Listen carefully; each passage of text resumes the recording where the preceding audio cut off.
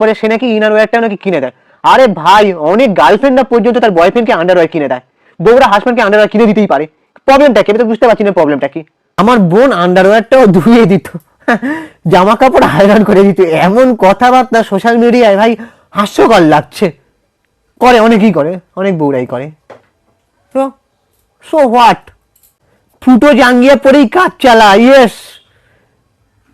মনে করেন আমি কিনবো, মনে করেন আমার এটা দিয়েই চলে যাবে অনেকদিন, কিন্তু তার ওয়াইফ যদি ভালোবেসে বলে আমি জাঙ্গিয়া কিনে দিচ্ছি, প্রবলেমটা কোথায় ভাই? এটা নিয়ে সোশ্যাল মিডিয়ার সিম্প্যাথি কুড়োতে আসার কোনো দরকার পড়ে না। এটা আমার বড্ড দৃষ্টিকটু লেগেছে। ট্রলি ব্যাগ গিফট করেছে, পছন্দ হয়নি, এটা অপছন্দের ব্যাপার ছিল না, ওর ব্যাগের সাইজটা বড় দরকার ছিল, এমনটা সোশ্যাল মিডিয়া একজন লিখেছে, আমি দেখলাম। তো মানে সে পারিবারিক ব্লগ করে, সেখানে ট্রলি ব্যাগ গিফট করেছিল, সে নাকি বলেছিল, ছেলেটা নাকি বলেছিল যে একটু বড় সাইজ হলে ভালো হতো। কিন্তু সোশ্যাল মিডিয়ায় কেউ কেউ এটাকে নিয়ে এমন দাগাতে চলে এলো যে এত দামি ট্রলি ব্যাগ দিয়েছে, পছন্দ হয়নি, বউয়ের টাকায় সংসার চলে, ওর থেকে বেশি টাকা ইনকাম করে দেবো না নন্দী, এরকম বলা হচ্ছে। হ্যাঁ, সো এবারে আমি আর একটা জায়গায় লেখা দেখলাম যে প্রবাহ, সে কিন্তু লাইভে এসে তার বউয়ের নামে কোনো খারাপ কথাও বলেনি, ঠিক আছে? এক হাতে তালি কখনো বাজে না বন্ধুরা, ঠিক আছে? দোষ কম বেশি সবার আছে, অ্যাডজাস্ট করে মানিয়ে নিতে পারলেই সব ভালো, ঠিক আছে? আবার অতিরিক্ত বাড়াবাড়ি করে ফেলো না, যেখানে মানানোর কোনো জায়গাই থাকবে না। মেয়েরা চাইলে সব করতে পারে, এবং এটা বারবার প্রমাণিত হয়ে এসেছে, আজও সেটার অন্যথা হয়নি।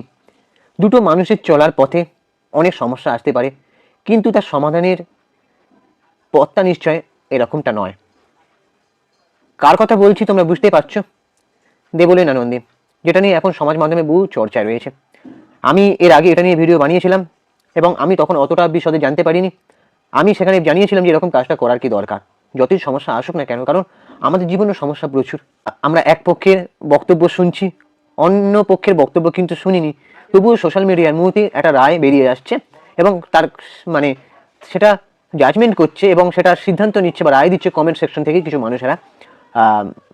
কে দোষ না কে দোষী না কে নির্দোষ সেটা প্রমাণ হয়ে যাচ্ছে সেখানেই।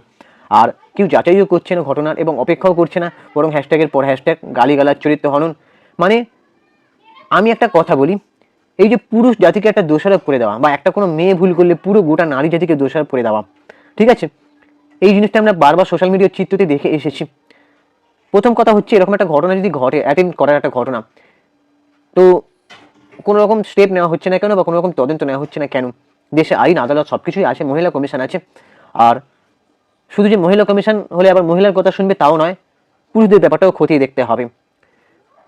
তারপরে হাসপাতালে বেডে শুয়ে একের পর এক ব্লগ, অ্যাকচুয়ালি কন্টেন্ট বানানোর চাপ না ন্যায়ের প্রতি লড়াই।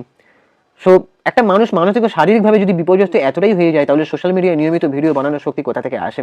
এমন একটা দাবি সোশ্যাল মিডিয়ায় উঠে এসেছে। এই প্রশ্নটা অস্বস্তিকর হলেও অযৌক্তিক নয়, এরকমও বলা হচ্ছে। তার বন্ধুরা ব্লগ বানাচ্ছে হাসপাতালের বেডে শুয়ে, দেখে এলাম, সুস্থ দেখে এলাম, হ্যাঁ না তা না। তো আমরা দর্শকরা কি করছি? আমরা দর্শকরা একজনের কষ্টকে বিচারকের কাঠগড়ায় দাঁড় করিয়ে দিচ্ছে, এবং আরেকজনকে প্রমাণ ছাড়াই। কাল যদি দেখা যায় অভিযোগ বা আংশিক সম্পূর্ণ ভুল, মানে এই যে আজকে সবাই ভিডিও বানাচ্ছে, করছে দেবলীনা নন্দীকে সাপোর্ট করে, যদি কালকে দেখা যায় যদি এরকমটা প্রমাণ হয়ে যায় যে ছেলেটা নির্দোষ, তখন তাহলে এই যে ব্লগ বানানো হলো, এই যে এত লেখালেখি ভিডিও বানানো, সেগুলো কি হবে? দেখো, সহানুভূতি আর অন্ধ সমর্থন কিন্তু এক জিনিস নয়। কারো কষ্টকে সমর্থন করাও মানে এটা নয় যে যাচাই ছাড়া অন্য পক্ষকে আমরা দোষী বানিয়ে দিতে পারবো, বা সোশ্যাল মিডিয়া কিন্তু একটা বিচারালয় কখনোই হতে পারে না।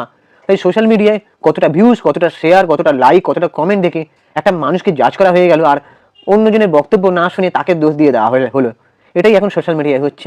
লাইক, ভিউজ, শেয়ার, কমেন্ট, এগুলো দেখে পুরোটা জাজমেন্টাল হয়ে যাচ্ছে, মানে খুব তাড়াতাড়ি একটা জাজমেন্টাল হয়ে পড়ছে মানুষ।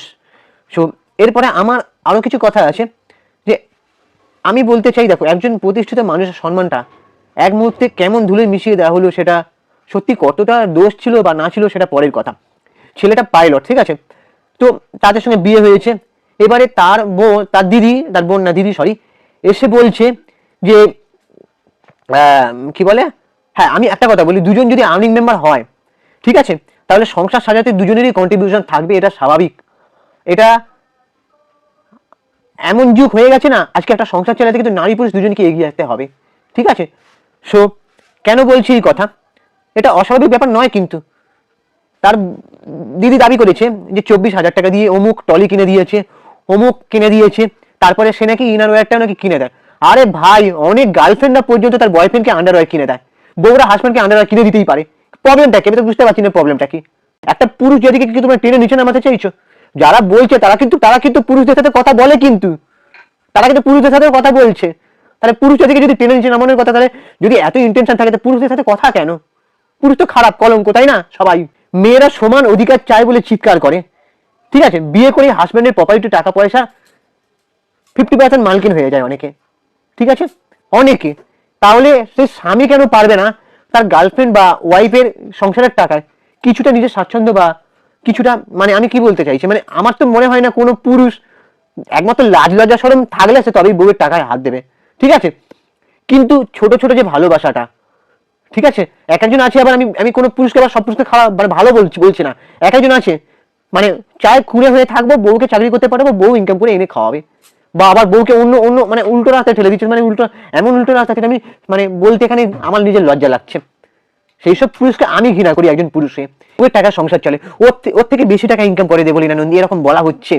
হ্যাঁ, সো এবারে আমি আর একটা জায়গায় লেখা দেখলাম যে প্রবাহ, সে কিন্তু লাইভে এসে তার বউয়ের নামে কোনো খারাপ কথাও বলেনি, ঠিক আছে?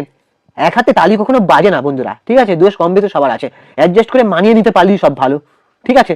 আবার অতিরিক্ত বাড়াবাড়ি করে ফেলো না, যেখানে মানানোর কোনো জায়গাই থাকবে না। এই এই ব্যাপারগুলো আমার দৃষ্টিকটু লেগেছে। দেখো, ভিডিওর শেষে আমি একটা কথা বলতে চাই যে আমি, দেখো, কার দোষ কার ভুল আমি এখানে জাজমেন্ট করার কেউ নয়, কিন্তু যে জিনিসগুলো দৃষ্টিকটু লেগেছে সেটা নিয়ে আমি বলতে এলাম। আন্ডারওয়্যার কিনে দিয়েছে, ও আন্ডারওয়্যার, আরে ভাই, যে পাইলটে চাকরি করে তার কি আন্ডারওয়্যার কেনার পয়সা থাকবে না? এইটুকু আন্ডারওয়্যার কেনার পয়সা থাকবে না? এসব বোকা বোকা কথা। একটা ভালোবাসা জিনিস, আন্ডারওয়্যারটা আমিও 10টা কিনতে পারি, কিন্তু আমাকে যদি আমার বউ আন্ডারওয়্যার গিফট করে, সেটা অসম্মানের কি আছে আমি তো বুঝি না ভাই, ঠিক আছে? বুঝি না, ঠিক আছে? সো এই যে সবাই বলছে 78টা, মানে তারপরেও এত শক্তিশালী থাকে কি করে, ঠিক আছে? যেখানে একটা দুটো, মানে বুঝতেই পারছো তোমরা আমি কি বলতে চাই। সেটা তো স্বামীদের কাছ থেকে পরোক্ষ ভূমিকা পালন করে এলো, যে না, স্বামী ভরণ পোষণ নিলে ভালো, আর যদি একটা ওয়াইফ ভরণ পোষণ নেয় কিছুটা, তাতে প্রবলেম কি আছে? অমনি হেও করতে চলে আসবে যে এই পুরুষ কাজ করে না, কিছু করে না, এই বোনের টাকায় সংসার চলছে, বোন আন্ডারওয়্যার কিনে দিচ্ছে তবে পৌঁছে, বোন সংসার চালাচ্ছে তবে খাচ্ছে। কেন ভাই, কেন কেন কেন? আজকে সোশ্যাল মিডিয়া অনেক কেউ বাংলা ছোট ছোট ভিডিও ক্লিপ করে, আমি দেখেছি, তারা দেখায় যে একটা মানে সামাজিক বার্তা হিসেবে তারা ভিডিও বানায় যে একটা ছেলে যখন বেকার আছে, একটা মেয়ে চাকরি করছে, মেয়েটা চাকরি করছে, এসে বলছে তুমি পায়ের উপর পা তুলে বসে বসে খাচ্ছ, আমি চাকরি করছি তবে খাবার জুটছে। কিন্তু সেই পুরুষটা লাস্টে বলে আমি চাকরিটা চলে গেছে বলে নতুন করে প্রিপারেশন নিচ্ছিলাম, কিন্তু আমি ঘরের কাজ করছিলাম, ঠিক আছে? আমি যখন সংসার চালাতাম আমি তোমাকে বলিনি যে তুমি কেন পায়ের উপর পা তুলে বসে খাচ্ছ। কিন্তু একটা মেয়ে যখন চাকরি করবে তখন গোটা পুরুষকে নিচে টেনে নামানোর একটা চেষ্টা, ঠিক আছে? দেখো, আমি এই ভিডিওটায় কাউকে কটাক্ষ করতে আসিনি, যেটা ভুল সেটা ভুল, পুরুষদেরও কিছু ভুল আছে, সেটাও কিন্তু আমি বলেছি ভিডিওর প্রথমে, ঠিক আছে? সো দেখো, দোষ যাই হোক, সোশ্যাল মিডিয়াকে একটা পন্থা বলে মনে করে অনেকে, কিন্তু সোশ্যাল মিডিয়া আজ যাই হোক, সোশ্যাল মিডিয়া কিন্তু মানুষকে ক্ষমাও করতে জানে, ঠিক আছে? সোশ্যাল মিডিয়া যদি আজকে দেখে যে এই যে দেবলীনা নন্দী তার হাজব্যান্ড এক হয়ে গেছে, দুজনকে একে অপরকে, আবার সেই সোশ্যাল মিডিয়ায় কিন্তু বলবে বাহ তোমাদের এটাই চেয়েছিলাম, তোমরা আর নাটক না করে ভালো থাকো দুজনে। সোশ্যাল মিডিয়া কিন্তু মানুষকে ক্ষমাও করতে জানে, ঠিক আছে? সোশ্যাল মিডিয়া যেমন ভালো দিক আছে খারাপ দিকও আছে মানছি, যেটাকে যে যেমনভাবে ব্যবহার করবে, ঠিক আছে? তো এইটুকুই আমার বলার। তো আমার যেটা ঠিক মনে হচ্ছে আমি সেটা বলেছি, ভুলও হতে পারি, তার জন্য ভুল দুটি মার্জনীয়। তোমরা অবশ্যই কমেন্ট করে মতামত জানাও, আর আমার চ্যানেলটাকে সাবস্ক্রাইব করে দাও, ভিডিওটাতে একটা লাইক দাও।